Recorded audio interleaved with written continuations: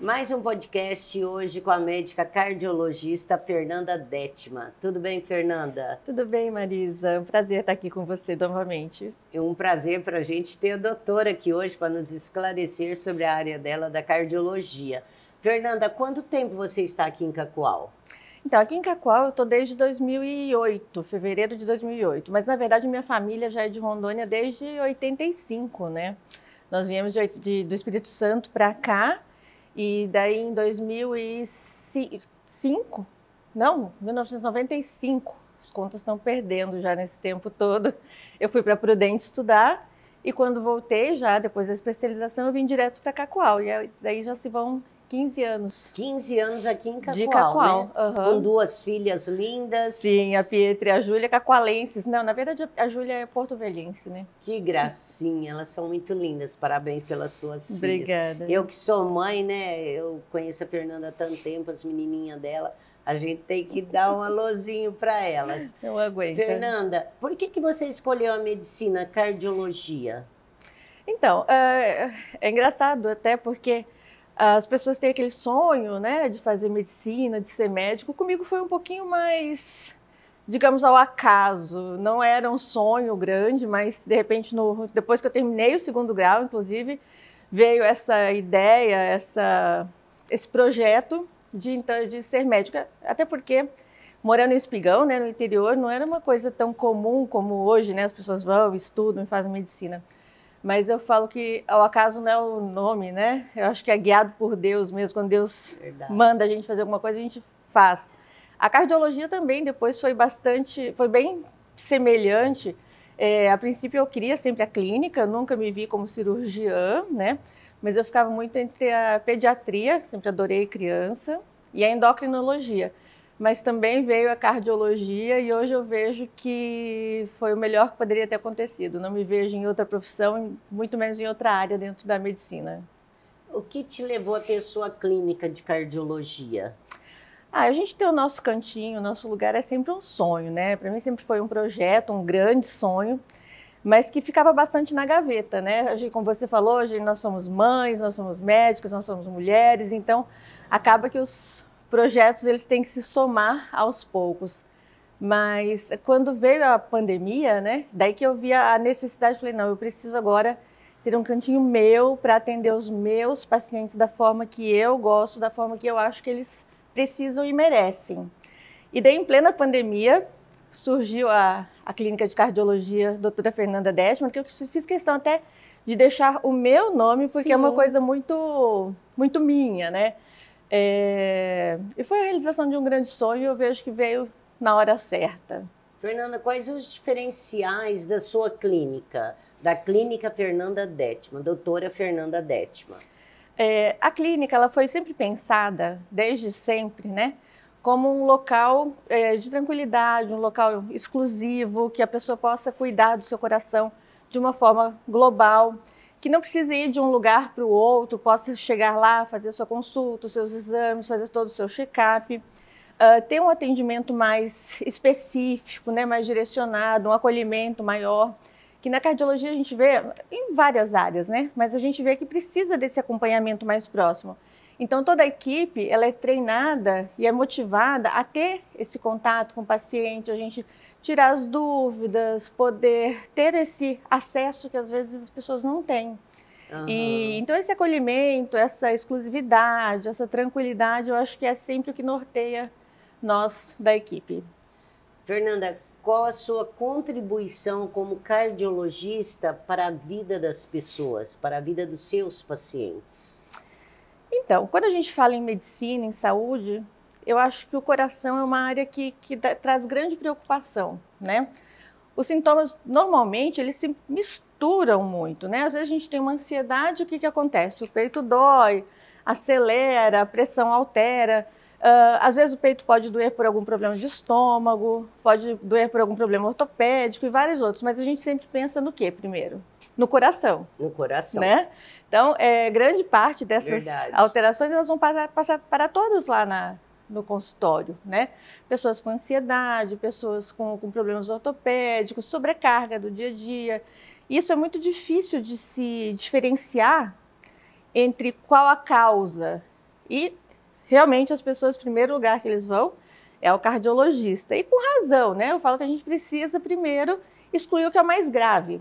E daí você ter esse acesso aos exames de uma forma mais rápida, de uma forma mais tranquila, de um diagnóstico mais completo e mais definitivo é bastante tranquilizador, né? E no mundo corrido que a gente vive atualmente, Sim, que em primeiro lugar não ajuda em nada nesse processo todo, né? Todo mundo estressado, todo mundo com a vida sem conseguir colocar aí exercício, alimentação, tudo, controle de estresse, né? Tudo isso influencia. Então acaba juntando, tendo sintomas e você poder saber que não é um problema cardíaco naquele momento, ou também, se for um problema cardíaco, você diagnosticar com uma velocidade mais rápida, né?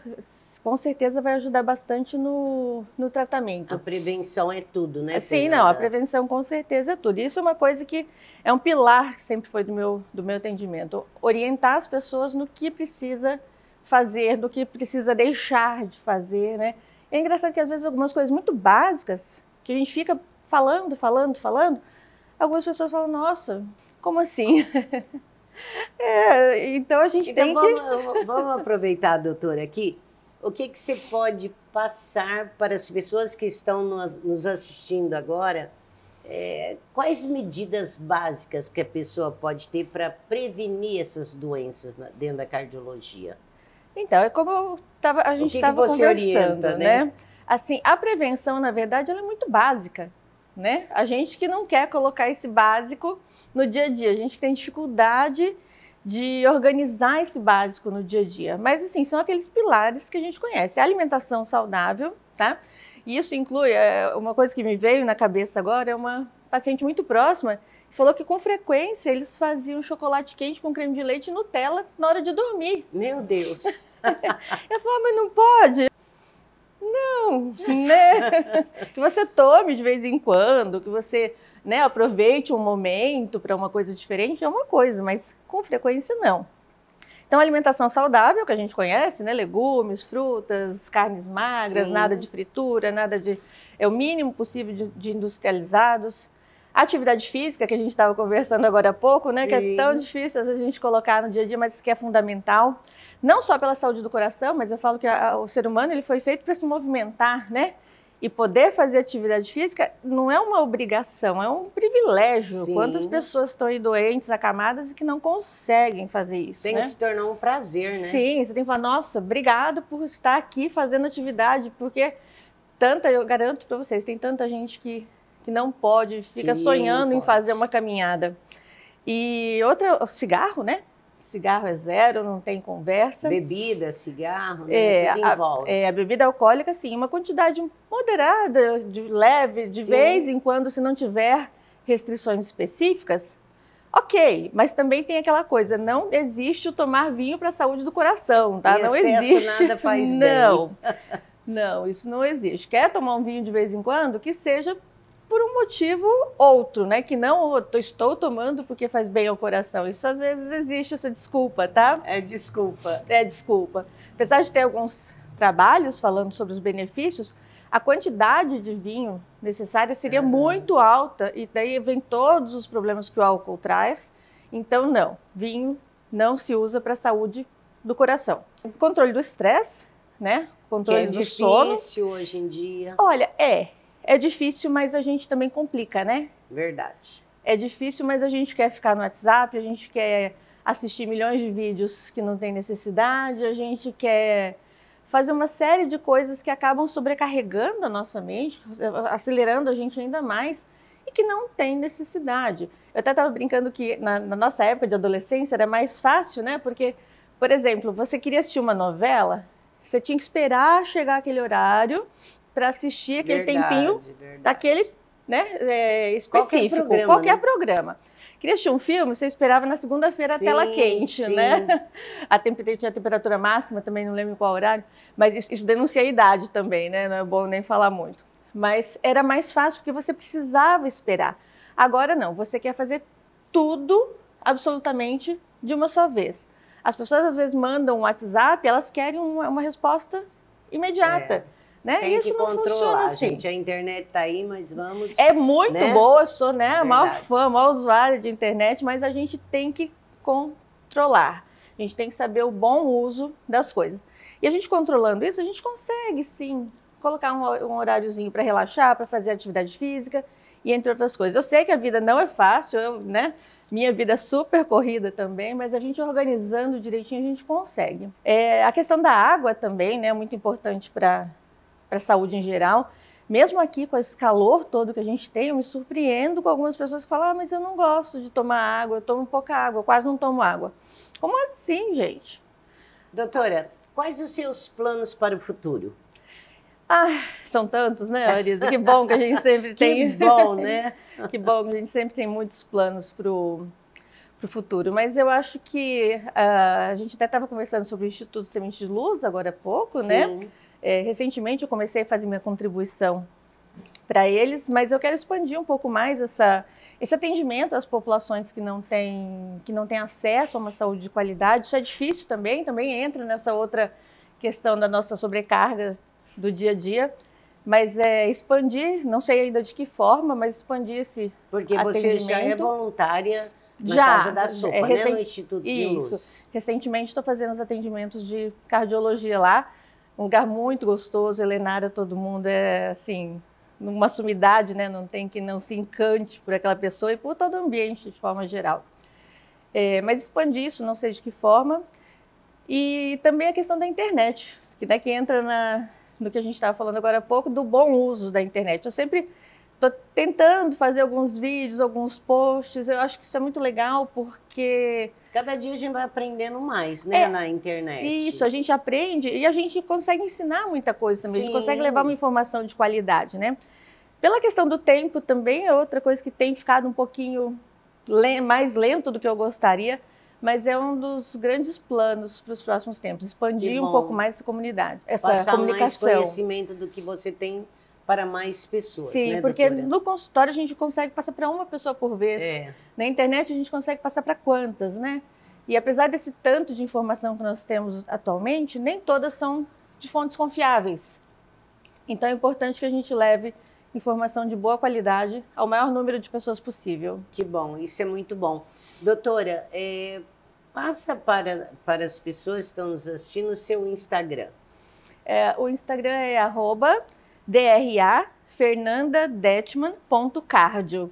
Acaba ficando um pouquinho difícil por causa do Detman, né? Mas é uma coisa tão inseparável de mim que eu não consegui tirar ali desse arroba. E nem deve, né? Porque Sim. é a tua marca, é o teu nome, né? Teu sobrenome. Sim. Doutora, qual a importância para você participar do Cacau de Ouro?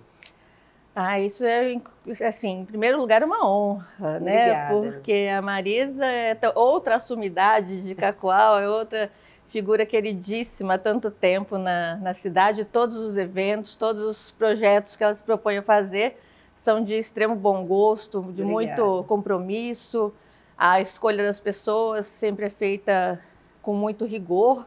E poder participar mostra que a gente está cumprindo um pouquinho do papel que a gente se propõe, né? E é mais uma forma, com certeza, de alcançar mais pessoas, de divulgar mais esse trabalho que a gente quer fazer na área da saúde. Justamente, Cacau, é isso aí, é dar mais visibilidade às empresas e a esses profissionais maravilhosos. Doutora, muito obrigada. Eu que agradeço novamente, Marisa.